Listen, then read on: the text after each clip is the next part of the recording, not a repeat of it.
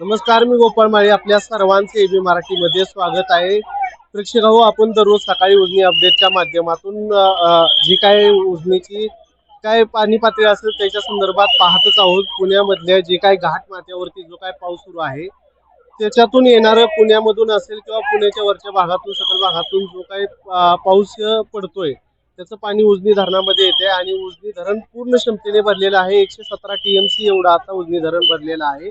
त्याच्याच अनुषंगानं पूर व्यवस्थापनाच्या कृपया आपत्ती नदी पाणी पत्रामध्ये कोणाचं तरी व्यवस्थापनाच्या साहित्य वाहून जात माध्यमातून आहे. कोणाचं तर त्यांनी शासनाने काढून घ्यावे. प्रशासनाच्या माध्यमातून भीमा नदी पात्रामध्ये आता 60,000 क्युसेक कृपया एवढ्या 22 क्षमतेनं खाली पाणी भीमा नदी पात्रामध्ये सुरू स्टॉलवाल्यांनी लक्ष आहे. द्यायचं आणि आहे. त्याचाच जर कोणाचं पाहायला तरी गेलं तर साहित्य नदी त्याच्यामुळेच पाणी आता या पत्रात वाहून जात आहे. भीमा नदी ते पात्रामध्ये जर तात्काळ आपण काढून पाहिलं घेण्यात यावे. तर इथली जी काय मंदिर आहेत, छोटी छोटी मंदिर आहेत, ती आता पाण्याखाली गेलेली आहे.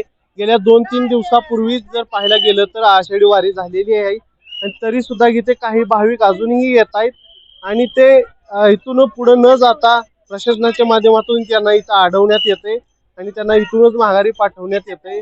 आणि आपण जर पाहिलं तर पाणी पातळी हळूहळू आता पुढे सरकते. काल सकाळच्या सुमारास 12 वाजेपर्यंत जे पाणी सोडलेलं होतं ते आता पंढरपूरमध्ये पोहोचायला सुरुवात झालेली आहे.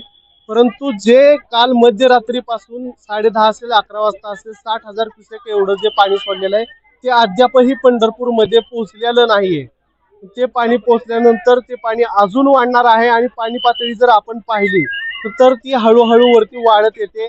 जे काय भक्त पुंडलिकाचं जे काही मंदिर आहे ते मंदिरही आता त्याला पूर्णपणे पाण्याचा वेढा पडलेला आहे. त्याचबरोबर इथल्या ज्या काही छोट्या छोट्या समाध्या आहेत, ज्या नदीपात्रातल्या, त्याही आता पाण्याखाली जाताना आपल्याला दिसत आहेत. आणि प्रशासनाकडून इथं काळजी घेतली जाते. भाविकांना इथूनच परत नंतरनी जास्त खोल पाण्यामध्ये न जाऊ देता इथूनच माघारी पाठवण्यात येते. उजनी अपडेटच्या अशाच वेगवेगळ्या अपडेट पाहण्यासाठी तुम्ही पाहत राहा एबी मराठी न्यूज.